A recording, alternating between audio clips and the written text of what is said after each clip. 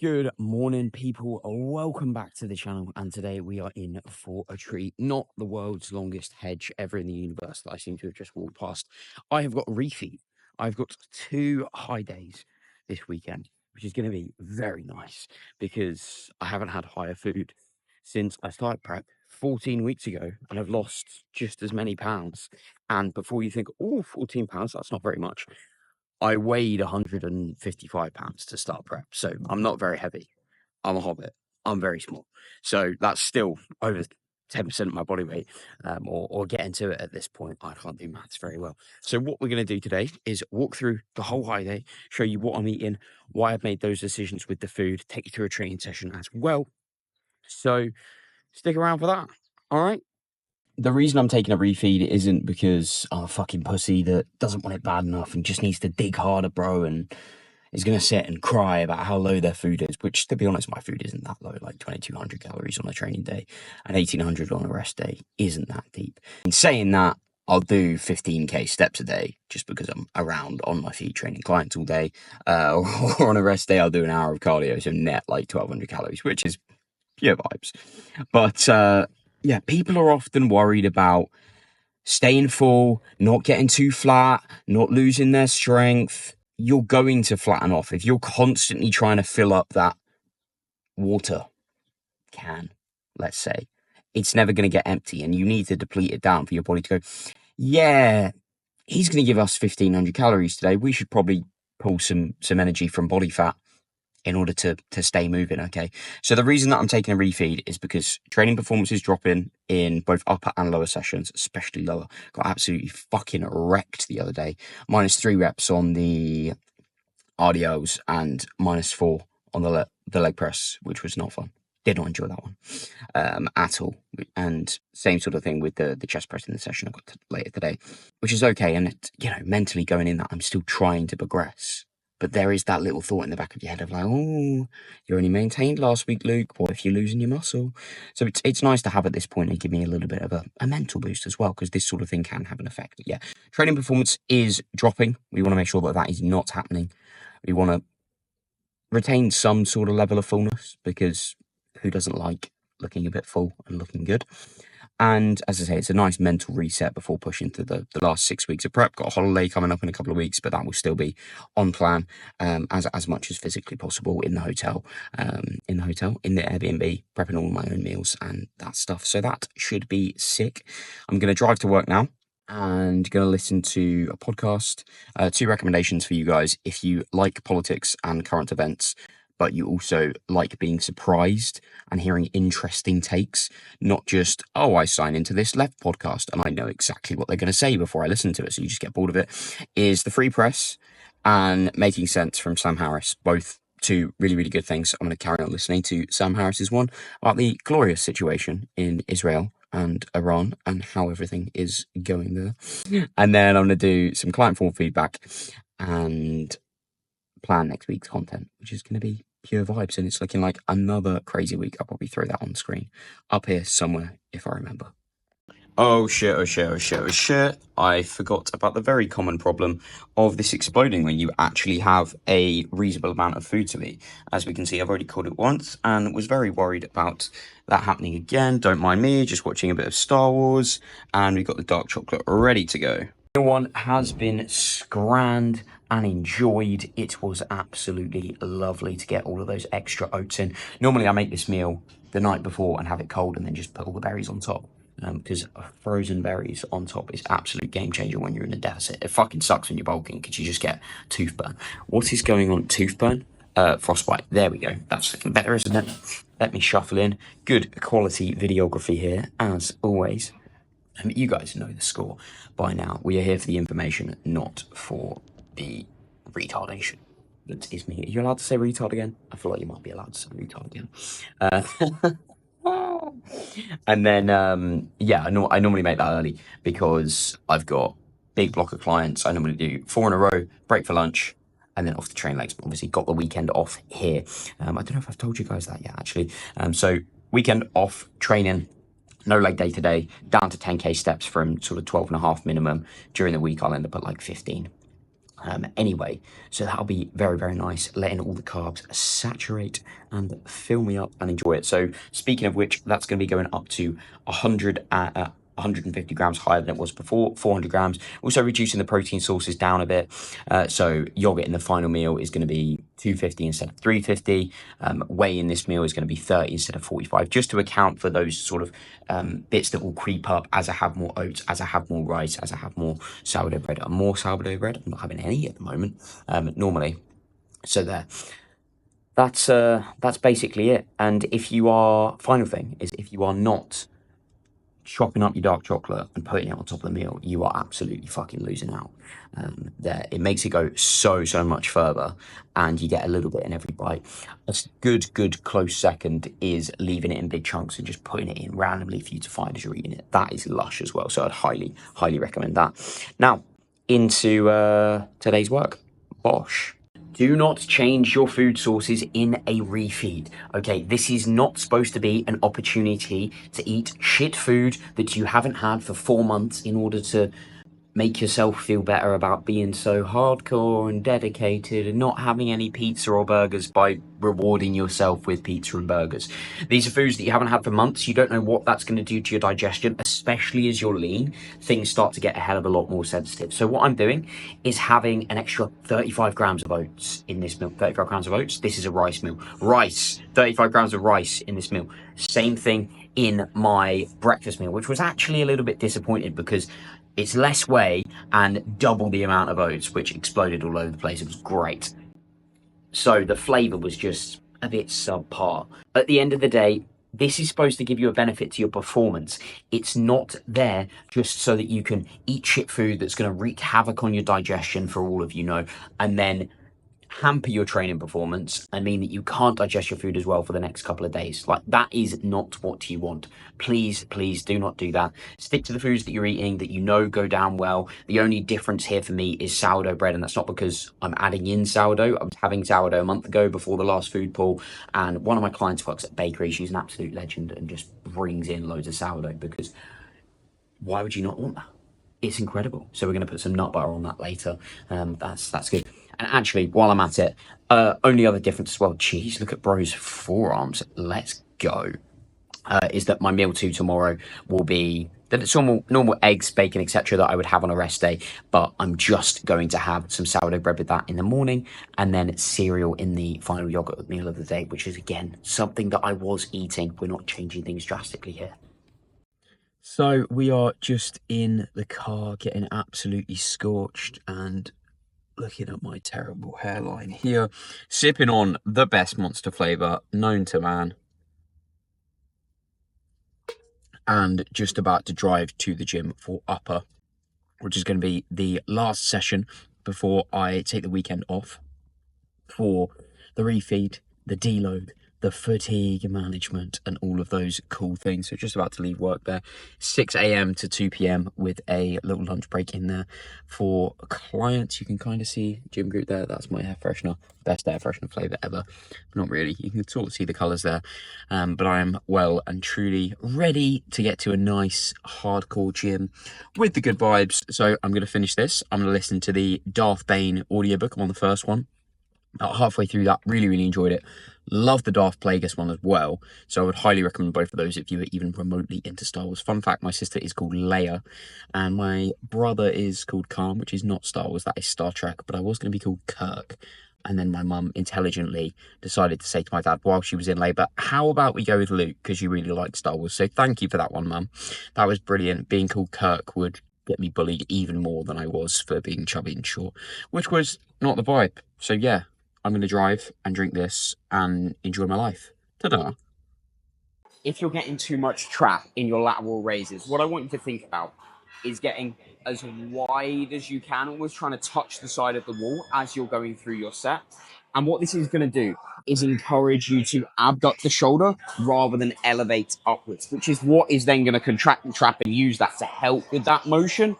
I find that this is a really helpful way to get more shoulder and less of this stuff as you're going through the movement. However, if you're performing the movement and you're not getting a lot of trap on the outside, it looks like you're getting some elevation, I wouldn't be too concerned.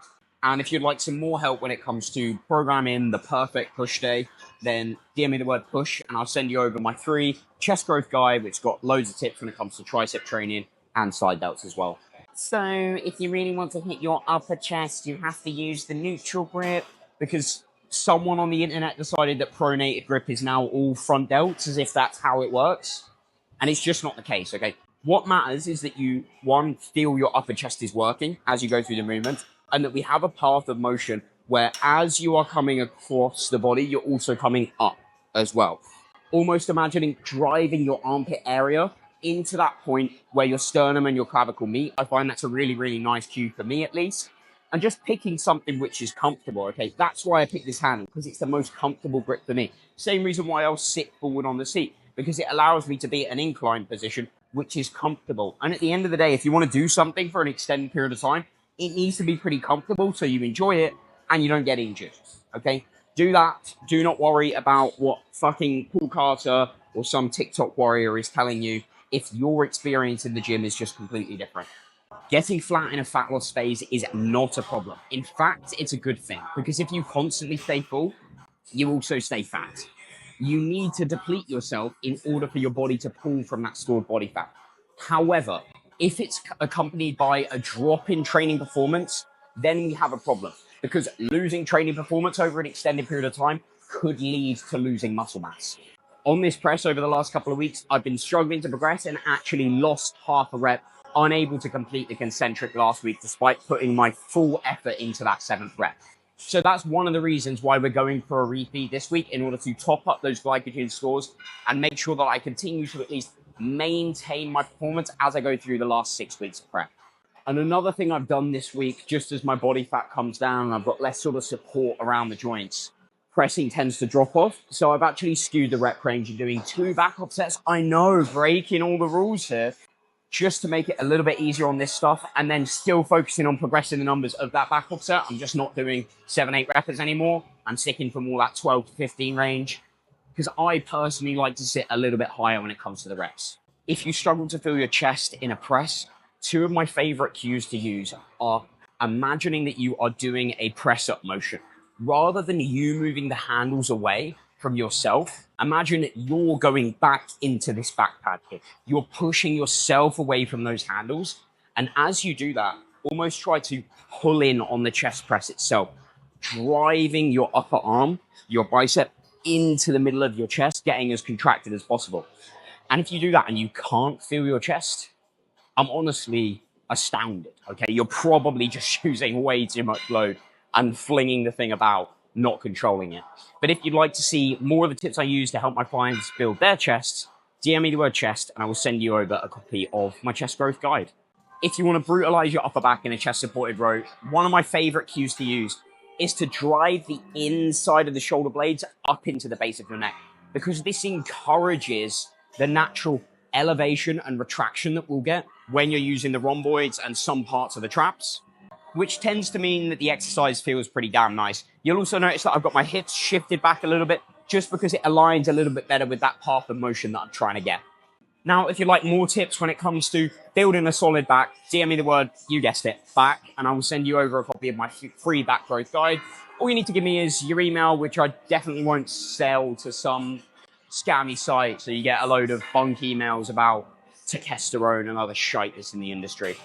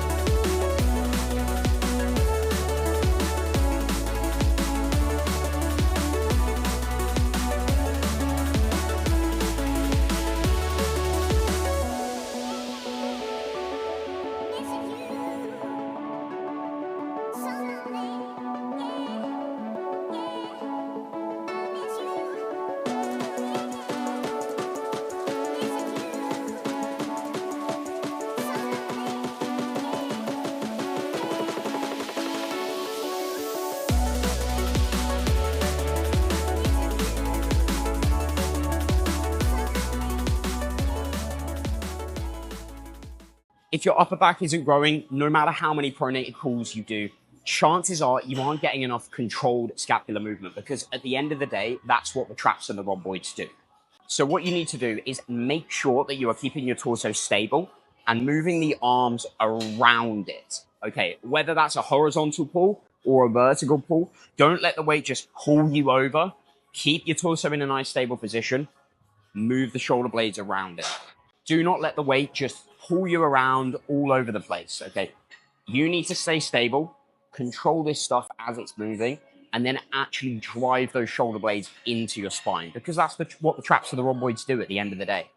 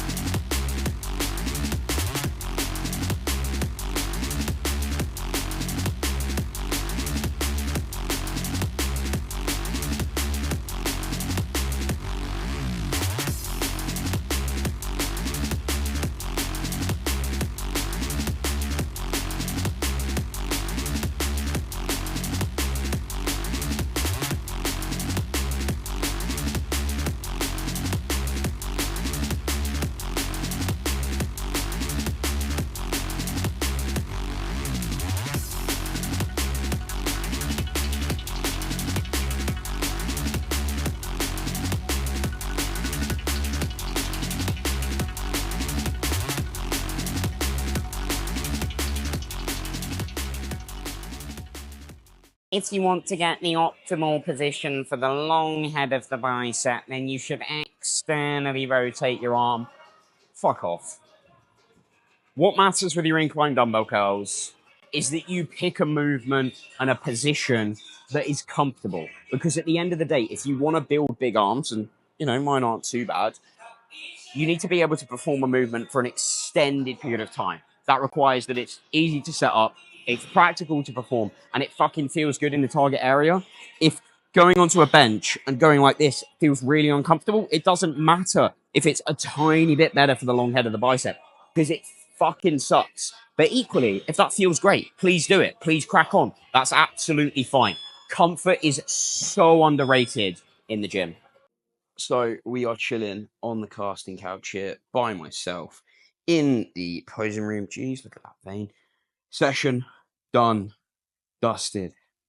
Get this man some fucking food. Speaking of posing, we are up to 6 rounds a day now. It's going to go up to 8 next week. It will be 8 by the time you're seeing this. 8-second hold in each pose, which, if you're doing it properly, is fucking tough, right? There's a reason that posing counts as cardio, because you need to, you think, oh, it's a front relaxed. It's a relaxed pose. It should be easy. You got your quad switched on. You're screwing out on the floor. You're trying to pop the delts. You're trying to hold the vacuum. You're tensing gently through the forearms to bring out all the detail there. There's a lot to do, and there's, 2-3 muscles that you want to be thinking about and contracting as you're going through each pose. If you're doing that for what is basically 10 minutes straight for me now, it's fucking exhausting. But I would rather do that now and do all of that practice now than get on stage and then go, yeah, okay, we're going to compare you guys and do about 7 rounds. And I'm like, oh, you fucked and gassed out. Like, that's not what you want at all, which is why I'm doing the preparation for it now. I would much rather practice hard and perform easy on stage. What is that on my nose? Oh, nothing. It's just the light. Right, time to get this man some food. Just chilling outside, getting some nice rays of sun in after munching on my cream of rice there. Putting it in the freezer for like half an hour before you eat it is impeccable, because it freezes all the extra water that you get when you volumize the fuck out of it because you are hungry, and gives it a nice cakey consistency. Bros talk about rice flour as if it's nice and cakey, but the millionaire shortbread cream of rice from Bodybuilding Warehouse is absolutely incredible. And then the normal post workout beef salad with a bit of rice with this one, purely just because I'm an absolute mong and forgot that I was going to do cream of rice and cooked a little bit of extra rice, thinking I already had rice for this meal. And I'm like, I don't know what's going on here. Bro is confused.com. And then tomorrow I'm going to have 200 grams of potato because I'd already done my meals for a rest day. So I'll take the potato, have some more cream rice tomorrow, bit of dark chocolate on there. Should be nice and tasty. But the thing that I wanted to say is, if you cannot see your abs, you do not need a refeed. Okay. I have lost over 10% of my body weight at this point, 15 pounds or so. And I'm only now just running into performance detriments. Okay. I'm only now running into that fatigue and that high appetite and that legs feeling heavy. Okay. If you have not put a significant amount of work into a fat loss rate phase already, being at least halfway through it, you just don't need a refeed. Okay, it's not one of those things that you need to have every 2 days because you're struggling a little bit and the cardio is so tough. Oh no, it's supposed to be challenging. Okay, fat loss is supposed to be fucking difficult. That's the whole point. You're asking your body to slowly starve again. So if you can't see your abs, you definitely don't need a refeed and stop fucking suggesting it to your coach. Now, this is one of the reasons why I have a coach myself, okay, is to keep my head screwed on through those times. Because when you start to get really lean, sub 10% body fat, it's fucking tough. Like your brain plays games on you, thinking you're tired, thinking you're hungry. And it's nice to think, oh yeah, maybe I could have a bit of food. Maybe it will boost my metabolism up and then fat loss will get rolling. But actually what happens is fuck all happens. Okay. So if you are struggling when it comes to getting lean and would like someone to keep your head screwed on straight throughout the process so you can avoid all those pitfalls that most people tend to get, drop me a message and we can get started. A refeed will not boost your metabolism. That is not how the body works. The point of this is just to give myself a little bit of a break from intense dieting, to make sure that I'm topping off my glycogen stores and that the next week of training is going to be solid. In fact, if anything, my metabolism is going to be lower this week. Jeez, look at the bicep vein. Because over the weekend, we're dropping the steps down to 10K. So I'm going to be actually moving less. I'm not going to be on my feet so much. So if anything, I'm going to be in even less of a deficit. Oh no, I'm going to get fat and gain so much body weight. No, it's not going to happen. It's all going to be fine. The scale weight might jump up a little bit, but of course it has. I've had an extra 150 grams of carbs. With each gram of that, we're going to be storing some water as well. So frankly, I'd be shocked if I wasn't almost half a kilo heavier tomorrow, especially after 2 days of that. But there's nothing to panic about, okay? I'm going to enjoy all of these meals here. Haven't had sourdough in ages, so that is absolutely lovely with the cashew butter spread on top. Ooh, chef's kiss as they do that. Is that it? I think that's it. You do a little salt sprinkle as well on all the meals, and then some cereal on that one tomorrow. Looking forward to the sourdough. Might do some poached eggs on toast with the bacon. Oh, boys, it's gonna be lovely. Boys and girls, we are inclusive here. I'm sure some women do watch the channel. Sorry if you do. Yeah, I'm gonna tuck into this final meal here, and see you guys later. So, I planned to end this video with a quick update of how the refeed days went and how I was looking on Monday. But I seemed to come down with some horrendous plague on the Sunday, and my body temperature was up 2 degrees and then 4 degrees. And I slept like 11 hours last night, so I am feeling pretty damn rough. It's been an easy day of work today, just watching. Got check-ins done this morning, did some meal prep, and then just watching a couple of episodes of Star Wars Clone Wars. It might be a cartoon, but it is still pretty damn good. Body weight is down like 3 pounds, which is pretty hilarious. Moral of the story: if you want to get shredded, get ill. There. So plan of action from here is feeling 70% up from like literally 20 yesterday. So I'll take it. Plan of action is to just get back into the normal routine as and when I'm feeling like it. So normal food today, just a bit more bland, not so much spiced food or with as many veggies, just because based on sort of what I feel like, because I've thrown up a couple of times, which is not particularly fun. Their bagels, sourdough bread have been an absolute fucking savior. So I will be getting in more of that as when I'm feeling back to normal. And then, yeah, plan of action is string of days on the baseline food. Hopefully, get the body weight moved again with the cardio and your him being in, all of that good stuff. There. Now, if you are looking for more help when it comes to cutting in general and just getting nice and lean, DM me the word fat loss. That's 2 words, Luke. And I will send you across my free fat loss guide. Sorry if I feel very dazed and weird today.